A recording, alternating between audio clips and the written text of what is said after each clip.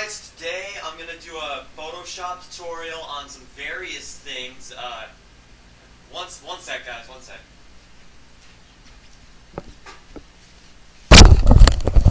Okay, sorry, I was just making a sandwich.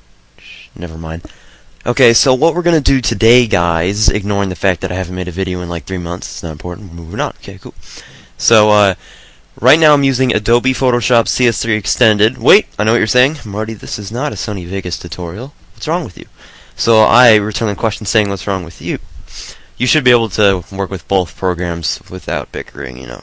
I'll eventually do a Sony Vegas tutorial, but right now, let's just work on Photoshop. So, guys, enough of that. I'm using Adobe Photoshop CS3 Extended. I know CS4 just came out. Looks pretty cool, but it should all function the same. So, right now, what I'm just going to teach you guys is just the basics. I know most of you don't like that, but there's people out there that do, so I'm going to do that. Which means maybe you'll learn something along the way that you didn't know. That's all I'm saying. So, what I'm basically going to teach is all the tools. Some tools I won't go over in detail, like the pen or the history brush tool, just because maybe they require their own video later on because they're a little more confusing. I hope that makes sense. And then I'll go over some of the menu options that I know about and I use. Necessarily, I'm probably going to be wrong about a few things, and a few things I probably won't explain, but that goes along with every video I do. So right now, I'm just going to take an image, we're going to stick it in here, and we're going to work on it. And we're just going to do various things to it, and it'll help you learn about what to do. Now, obviously, the different effects are going to differ from photo to photo or picture to picture, so not everything I do here is going to work with your photo, but hopefully it will. So, right now, let me minimize this and take this spaceman picture, and we're going to wait for this to pop up, and hopefully it'll go through smoothly. So, 1 second. There we go. Okay, cool. Now, I'm just going to go, this is actually useful. See, I'm going to teach something right now. Down at the very bottom left of your tools might look like this, which in the case it's still on the very bottom, but I'm just going to keep it like this. For sake of convenience, that is. It'll say change screen mode, or F. Now, if we click and hold it, you have all these options. Now, I'm just going to do, the standard one is standard screen mode, obviously. I'm going to do maximize screen mode, just so, it makes it a little cleaner if you're just working with one picture, though most of the time I'm using just standard screen mode. Again, that's at the very bottom down here. And you just click and hold and select the thing, or press F on your keyboard. And now on the right you'll see it says index, and there'll be a lock over here. We're going to unindex this right now, and it's because it's just a different type of image. What we're going to do is go to image, the image menu at the top. Click on that and go to mode, it'll be right below it, and then follow the menu and you'll see indexed is checked. Go to RGB color and we're going to check that. Again, that's image mode RGB color if you're on index. And we're going to change it just to a regular layer instead of a background. And what that means is on your layer tab right here, if you don't have that up, you go to view, and I don't actually see how that's going to help. Never mind, it should be up by default, okay? So down here on the bottom right should say layers. You're going to double click that and just click OK. Double click OK, and you're good. And then it's layer number 0 usually. You can rename it just by clicking once on the layer title, or double click on the layer title, and I guess I'll just call it Spaceman, even though it's completely unnecessary, but just to show you guys how that works. Now we got a picture of the spaceman with the stereo and these colored lines behind him. So we're just gonna I'm just gonna go down the list of tools right now and show you what to do. If you know what a tool does, just skip ahead because I'm going linear at the first part, going straight down with the tools. Menus, it'll probably be a little random, but we're just going straight down. The move tool, or Y shortcut on your keyboard, it's kind of obvious. It moves the photo around, or your selection around. So click on it, and you can move your image around. You can see what it does. Right now it's not very useful, but when you're moving individual things around and stuff, it does become pretty useful. So, again, kind of an obvious tool to move around with. If you get something out of place and you can't realign it very well, just Control-Z it, usually and it'll work, or Control-Alt-Z if you've done a lot more. Or you can go to your History tab and move there, but, you know, that's getting a little extensive here. Okay. So let's go down the list. Next is the rectangular marquee tool, or the elliptical, or the single row, or the single column. It's all pretty much the same thing. And what it does is it enables you to make a rectangular selection. Now what that does, you may ask, which you probably already know, even this is in Paint usually. Oh, we're just going to make a selection right here. Actually, let's just do it like around his boombox, kind of. Then I'm just going to grab the brush tool, and if I try, let's pick a cooler color like red, make it more noticeable. Now if I try to draw anything outside of that box, if you notice right now, it's not going to work. It's because we have that rectangular marquee tool selected only around our area. So we can only make changes within that area. And that's pretty cool. It enables you to basically not run into anything else you don't want to. And you can see there's just a big ugly square there. So we're going to Control Alt Z that a few times, and you can see it's taken a while. But there you go. Okay. You should figure that out. Elliptical is kind of the same way, and so are the single row and single column. So then our next tool is the polygonal, or the lasso tool is probably what it's on, or the magnetic lasso tool. Most commonly used is probably polygonal lasso tool, which is L on your keyboard. But it's pretty easy to understand what it does. Instead of the rectangular marquee tool, this enables you to draw your own shape if you needed to. See, I can draw this weird kind of stocking shape thing. So let's say we just wanted to draw around his fist right now. I'm going to zoom in on it just because it'll make it easier. So I zoomed in on the fist of the astronaut guy. Then we're going to take our lasso tool and we're just going to draw in here. And you'll notice that it's probably going to run into some things, which I'll talk about in just a second. So, but you got your rough shape right there. So now if you just wanted to change, or if you just wanted to change the color of his fist, theoretically, I'm going to talk about this later, mind you, you'll go to Image, Adjustments, Hue and Saturation, and then you can change the lightness and the saturation and all that, and then you can change the color. And obviously you can see it's changing the color around it, and also I'm just about to get to that with the Magic Wand tool here. But you can see what I mean. It draws its own custom shape. Now the polygonal, or polygonal, whatever you want to pronounce it, lasso tool enables you to do this, but it's a lot easier because it's harder to run into lines because it's helping you out here. So you'll see I'll draw around the pixels right here, and so it helps me not run into things. Now I believe you can do something like this with the pen tool, and I'm just about to tell you right now that I probably won't be explaining the pen tool or some other tools in this because they're a little more complicated. I know how to use them, and I will probably do it in an upcoming video, but you know, it's kind of complicated. So as you can see, I got the fist outline, and you can do a little whatever you want with that. I think it's a good time to talk about, if I can get rid of this tool. There we go. Okay. The zoom tool at the moment, because we're zoomed in. It's at the very bottom. I guess we're going out of order. It's Z on your keyboard. And we're just we're going to get the zoom tool, right click, and go to actual pixels. And that's going to stick us here. If your image is big, go to fit on screen. And that'll work too. Or just zoom out and zoom in. You know, which is Z, and use the plus and minus things usually is how it would work. But regardless of how that works, just go to actual pixels and you're good. So enough with the lasso tools. I'm sure you understand that. The Magic Wand tool, or the quick selection tool, I'm just going to talk about the Magic Wand tool because it's the most useful. It's a very, very useful tool. So let's go to our zoom tool again, Z on your keyboard, and zoom into his fist. Very useful tool. I use it quite a bit. What you want to do is, let's say we just want to change the color of his fist to a yellowish color, or something of that manner, okay, an orange. We're going to take the Magic Wand tool and click on his fist. And if his fist is all the same color, which it is, it's all white, and there's a few gray pixels within there, it doesn't really matter, then it's going to select all of the same color. That's what it does. It takes all of the same color. Like if a white pixel is touching another white pixel, it's going to select both of them. That's the science behind it, basically. And then you just have that selected, just like our selection tools I was talking about earlier. So all the top ones are basically selection tools. Now, back to changing the color, we're going to go to the Image tab. Pay attention here because I'm actually teaching this. You go to Image, we're going to go to Adjustments, then we're going to go to Photo Filter. Okay, that's Image Adjustments, Photo Filter. Then we're going to go to our custom color right here, not a warming filter. we're going to change it to like a purple color. And you can see now that only the gray pixels are changing in color, and that's because white doesn't like to change in color usually. But if we uncheck preserve luminosity down here, then that will change the fist color to what we want. But let's change it to like an orange color like I was telling you about earlier, like this, and we're going to keep it like that.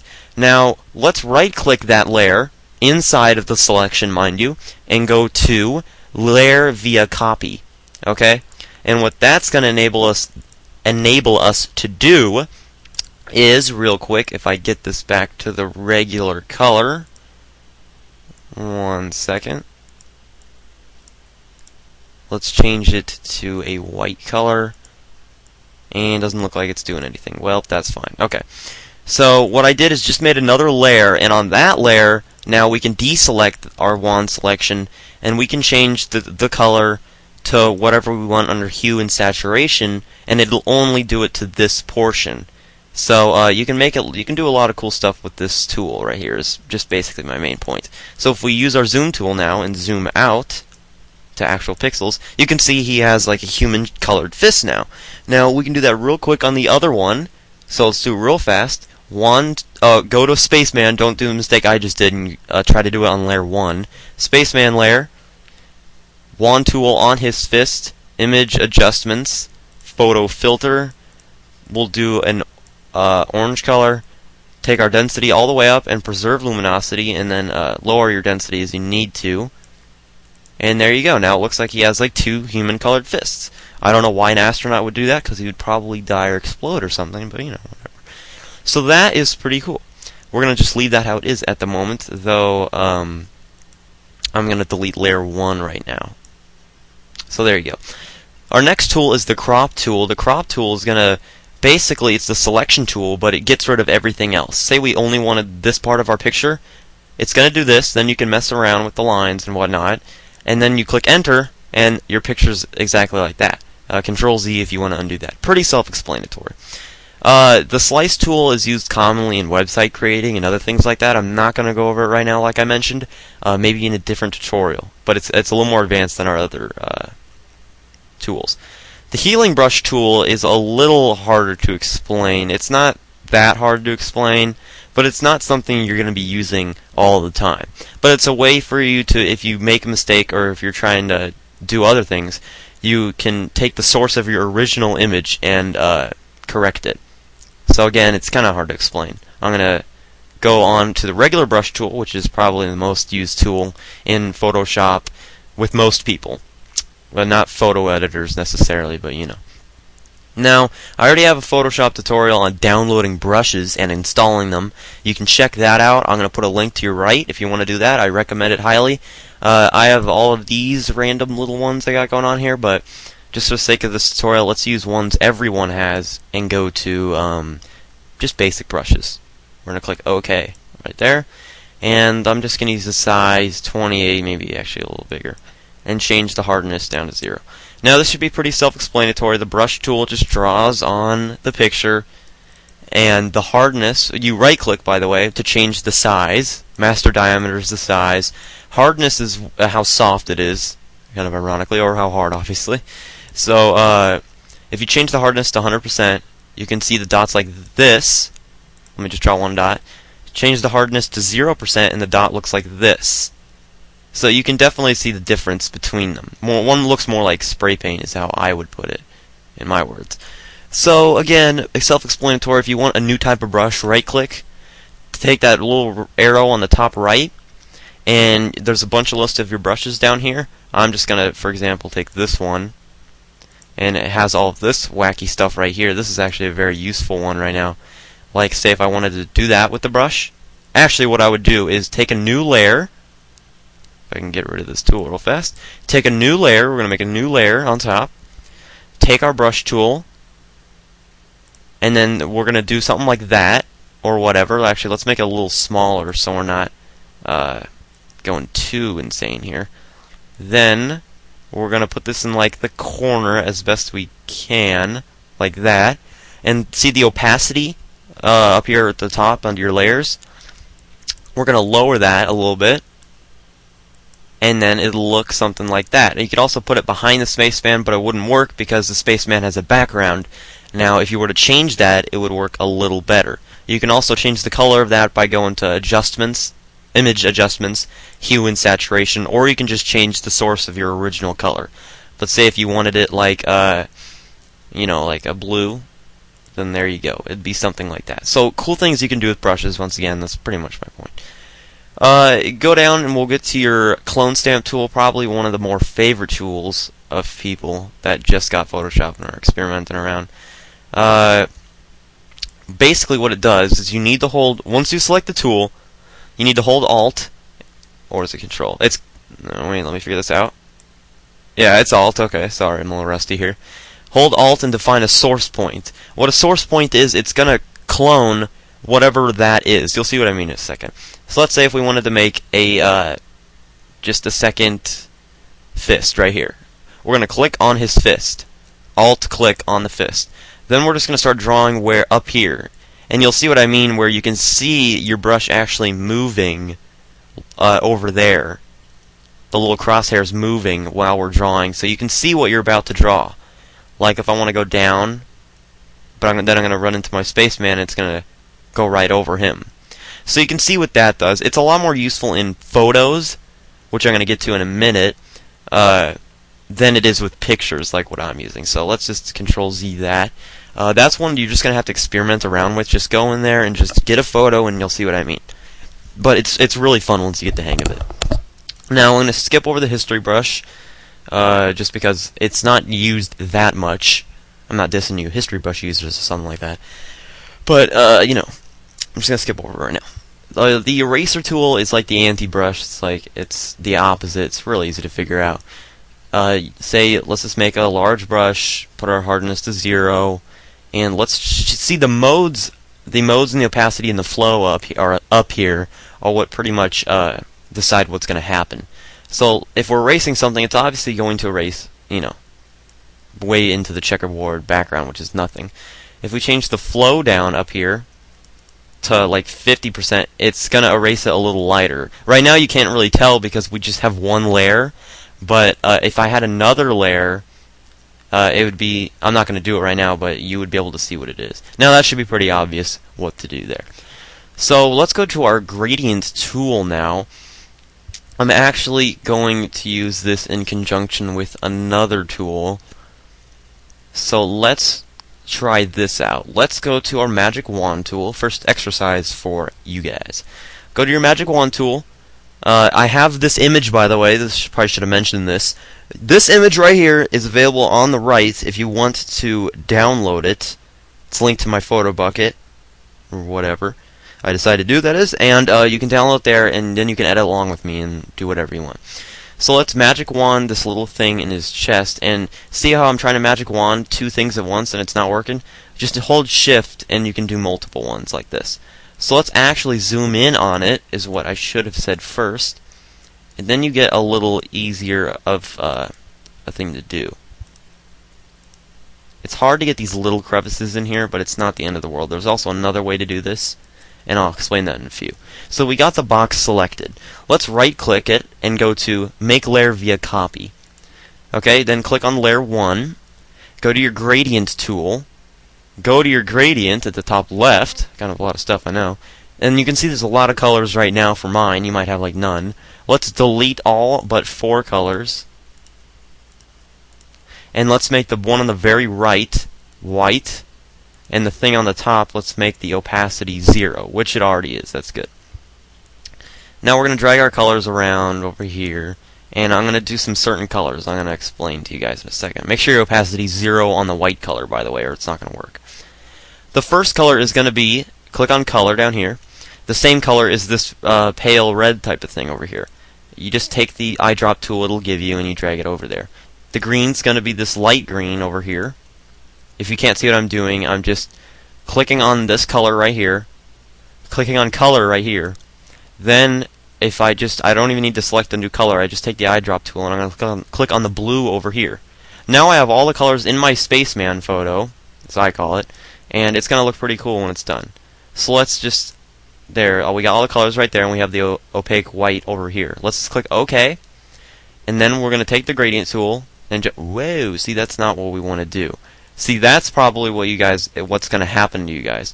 So what we want to do now, as you can see, it's just going right over our box in this layer. If I'm click on this little eyeball button, so I don't want to see my spaceman layer. We need to select all this back again real quick. Should just take you a second. There, we selected it. Then we go to our gradient tool, which we already have our same gradient.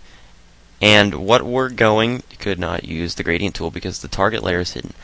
That is because I'm clicking on spaceman layer. Go to layer 1, and you should use your gradient tool, and it should just fill in your box. Do you see what I'm doing here? It's kind of, I know I just did a very crappy job of explaining that. It's because I ran into some few problems right there.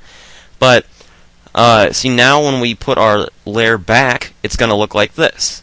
And now, basically what we did is we just colored in that little box on his chest with the gradient, which match our colors over here. And that's pretty cool. So what I did is just created a layer using the magic wand tool. I took the gradient tool, made a new gradient, and reselected the layer. And then I just put in the gradient, and there you go. We're going to leave that up for now. Then our next tools, I should say, are blur, sharpen, smudge, and dodge, burn, and sponge. Hey, that kind of rhymes. We should make a song out of that. Actually, that's a bad idea. These are kind of self-explanatory, these 6 tools. They're also commonly used among people that just started, and they're very fun to use when doing forum signatures, if you know what that is, and just touching up photos and stuff. So let's check them out. They're really useful. First one is smudge. Should be semi-obvious. Let's smudge these little, basically right-click, you can change the diameter and the hardness as usual, and change the strength if you want. Let's change it to 100%, show the extremes, and you can see, whoa, my god, what are we doing? You know, that's not good. We can also change it to 0, or actually you can change it to 19, which is only going to give you a tiny smudge, if it's even noticeable. You can barely see, it almost looks like a blur. So anyway, let's Control-Alt-Z a few times here before my computer blows up from so much smudging. There we go. Okay, so you pretty much, the smudge is just kind of semi-obvious. You just smudge things around. Sharpen's a little less obvious, but if you know what it is, then that's good. Let's change our strength to 100 to show you the extreme of sharpen. It's kind of hard to tell what it looks like if I'm on the right layer. But obviously, you know, you're not that blind. You can see what it does. It's just sharpening the pixels. Same as on your TV, you can go to sharpen, and it'll make it look better. Obviously, you can't do it this much, but you get kind of a weird retro look here if I want to sharpen that thing in his chest. So it looks like that. Let me Control-Z that again. There we go. So sharpen just sharpens the pixels. It's one I haven't used very often, but sometimes it's useful. Don't overdo it though. The blur tool, which actually was the first one, ironically, it just blurs things. So let's keep the strength at 50%. And if we're trying to blur those lines, oh, whoops, I'm on the wrong layer. I hate doing that. Let's just blur these lines right here. You can see it's blurring the lines. It looks pretty cool. This is a fun tool to mess around with, I think. So if we blur Space Helmet 2, you can definitely see the blur. It looks like when you fade your eyes, kind of. It's kind of hard to explain. Yeah, it looks really cool. It's self-explanatory. You guys should be able to figure that one out. We got all 3 of those. Next one's the dodge, burn, and sponge. These I don't expect you to know, but they're even easier to use. Dodge is to brighten up the picture. Simple as that. You can see when I'm using it, it's getting the background a little brighter. Okay, let's Control-Z that. It's obvious. Burn tool makes it darker. Dodge, lighten, burn, darken. So it looks like this. So again, pretty obvious. I'm going to keep it normal. If we go to sponge tool, the most unobvious one,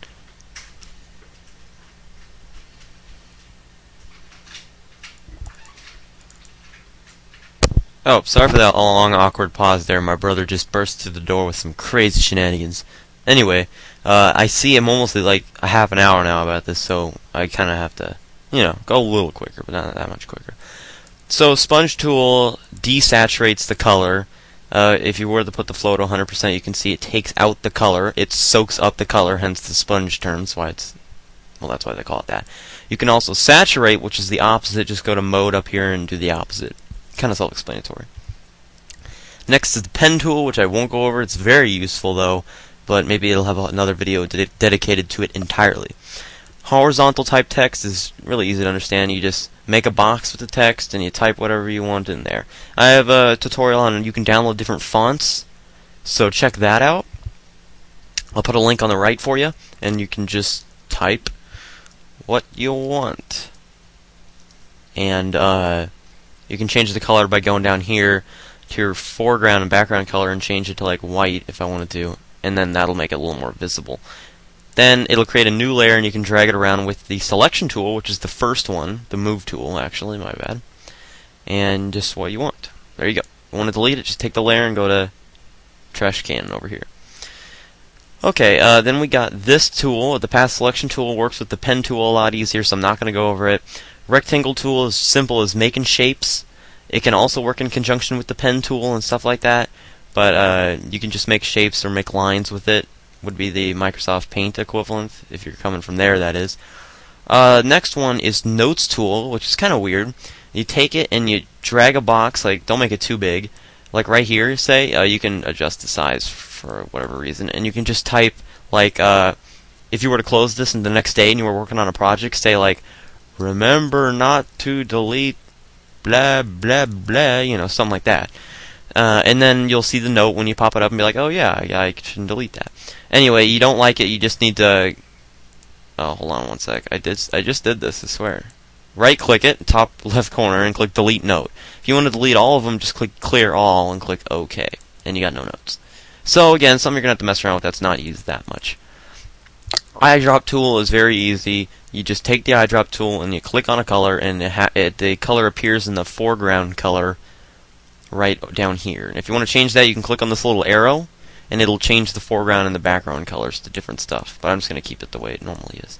Hand tool, very cool tool. Once you get the zoom tool, which we already went over, click on zoom in. We're just going to zoom in. Then we're going to take the hand tool, and the hand tool enables us to move around the picture. Not like the move tool where you're moving the picture, but we're moving through the picture. We're actually trying to look through it. So then that's all the tools besides this quick mask mode, which I've gone over in another video. I don't remember what it was, but I might go over it in more detail on the other tools video I'll do sometime. So I've done all these tools now for you. You should understand them at least decently. Now what I'm going to do not that fast. I'm still, I got plenty of time, but don't want to take too long. We're going to exit the spaceman picture, and I'm going to go ahead once my computer stops freezing, because that would be downright horrible if it froze right now. There we go. We're going to pop up this picture of what's going on? Okay, of this galaxy, Gaxily apparently, as I called it. So we're going to pop up this picture of this galaxy that's in space. Obviously, it's very it's more vibrant in color. It's kind of small, but we're going to change it to a regular layer by double-clicking the background and click OK. Then I'm going to zoom in a little further, and I know it's kind of pixely, but it's not the end of the world. And then we're going to go to Image, Adjustments, Hue and let's do a better one. Let's do Color Balance, Control B for a shortcut. And you can see there's shadows, midtones, highlights, and preserve luminosity. I'm going to keep that checked for now. On midtones, you drag the colors around, and it's a very cool way to mess with the colors. This will change your midtones to the midtones of your colors. It's kind of hard to explain if you're not that advanced in your color knowledge there. Not like I am, but Then your highlights you can change around, which are more of the brighter aspects of it is going to be that. So let me just keep it like right there. Shadows are going to do the darker portions. This I don't mess around as much with, the shadow. It's mostly the midtones is what's going to look cool, but you can definitely do a lot of cool stuff with this. I highly recommend it. It's a lot cooler than hue and saturation, which basically just changes the colors around in one set spectrum. This one you can actually check it out. So if you want a before and after, right here you have the kind of the pale green that nobody really likes. Then you have this cool kind of purple, crimson, pink color. So if we go to Image, Adjustments, let's try another one. Why don't we just do Brightness and Contrast? It's for basics. And it just changes the brightness and the contrast. It's pretty simple. Don't do too much contrast or too little.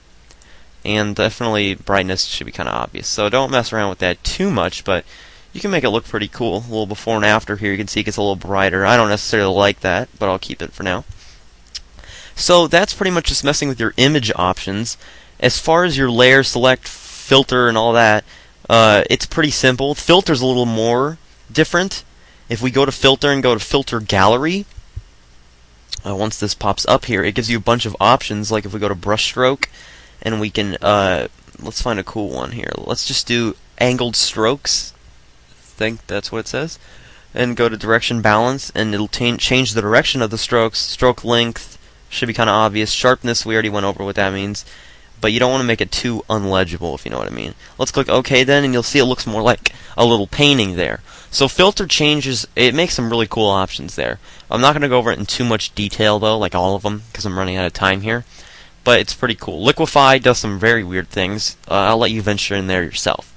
The layer options menu, pretty much you can control it all from your area over here in the bottom right. I think I have one more image down here. I don't remember what this one was, but I'll remember in just a second. So let me open this new image here. And let's see. Oh, okay. Well, this is Jimmy Page playing a guitar, apparently. Let's resize it by going to Control T. And let's make it a layer. That should help. Then Control T, excuse me. And we're going to make it a little smaller by holding Shift. It'll preserve the aspect ratio. Oh, well, we wouldn't want that to happen, would we? Let's redo that there. You always want to keep holding Shift. There we go. And now, it'd be easier to crop that now, if we want to use the crop tool. And, try to get around, it'll attach itself to the image, and there you go, it's smaller. It doesn't look smaller, but it is smaller. Then let's go to Image, Adjustments, Photo Filter, Color, and let's just use a cool crimson red sort of color here. And I know I've showed you this before, but it's a better example, taking a black and white photo and turning it, adding some color to it. You can see by changing the density, make sure you can check Preserve Luminosity if you want. I'm going to keep it checked for now, and you can see it looks like a cool sort of neon sign sort of look there you got going on. So we'll click OK, and you can see now from the difference before, after, before, after, before, after. Say you only wanted to change those two lights up there a different color, you would take your lasso tool for easy sake and just quickly draw around the lights, and then you would go to Image. Or then you would right-click and go to New Layer via Copy. Then go to Image, Adjustments, Photo Filter, Color. It's kind of a long process here. Make a cool color, click OK. Then change your density, and you can mess with your Preserve Luminosity, since it's just a pure white color. And you can see now the two lights up there are purple. So that's pretty much just a sort of little change in color around with that. We got our galaxy right here. I went over most of the things in Photoshop, so you should now be able to take these things and understand in my future tutorials what is going to happen. So guys, I'm sorry I've been gone for so long. What's coming up now is I'm going to have some other cool videos on some Google tricks, how to find things instead of asking me so much, which is just kind of me being lazy, but you know, I want to help you guys too. And I'm also going to show some cool time wasters and just things that you'll enjoy. So have a good day. Do what you need to do, and I'll catch you guys later. Hopefully soon. I hope this video goes up smoothly.